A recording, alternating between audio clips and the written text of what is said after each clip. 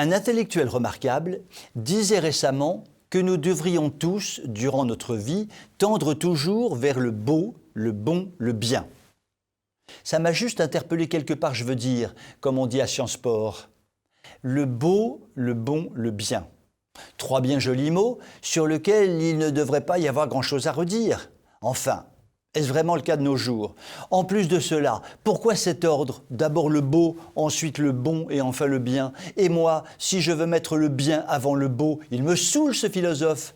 Il y a donc deux questions qui se posent juste quelque part, je veux dire, comme on dit à Sciences Po.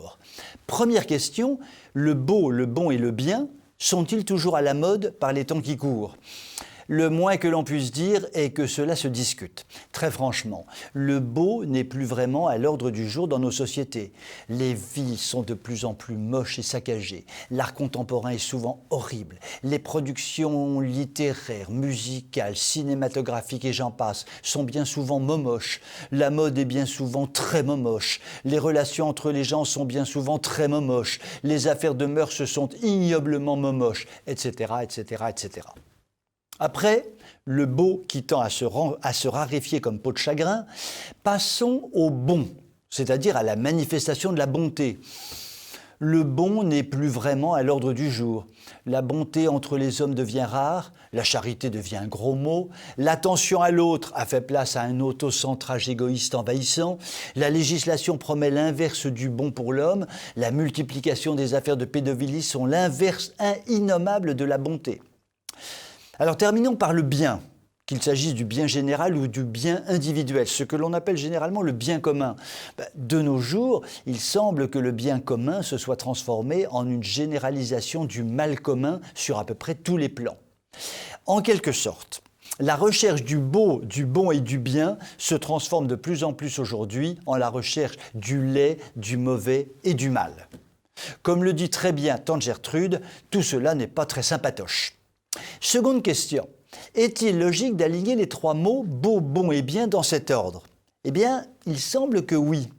En effet, le beau tient la première place parce qu'il élève l'esprit de ceux qui le contemplent, parce qu'il décentre la personne sur l'immensité de la création immensément belle, parce qu'il crée ainsi les meilleures conditions psychologiques pour réaliser de bonnes choses. Ainsi donc, assez naturellement, le beau favorise l'émergence du bon. Et il s'ensuit de façon tout aussi naturelle que lorsque nous réalisons de bonnes choses, nous assurons la promotion du bien, qu'il s'agisse du bien individuel ou du bien collectif. Petite illustration, la très célèbre mère Teresa, dans ses mouroirs épouvantables de Calcutta, avait une exigence absolue. Les non moins célèbres petites sœurs qui aidaient à mourir les grands malades des rues devaient être habillées de la plus belle façon possible. Elles portaient toujours un vêtement de religieuse d'un blanc immaculé et offraient toujours le plus beau visage possible. Les mourants, fascinés par ce rayon de beauté qui les recouvrait soudain, retrouvaient une dignité humaine qui leur faisait accepter la bonté manifestée par les religieuses, assurant de la meilleure façon la production du bien individuel pour le mourant et du bien collectif pour la société. Le beau, le bon, le bien, voilà trois mots magnifiques qu'il serait bon que la société dans son ensemble et chacun de nous en particulier s'approprie au jour le jour, comme le propose intelligemment notre philosophe. Cela pourrait transformer en profondeur notre France qui le mérite.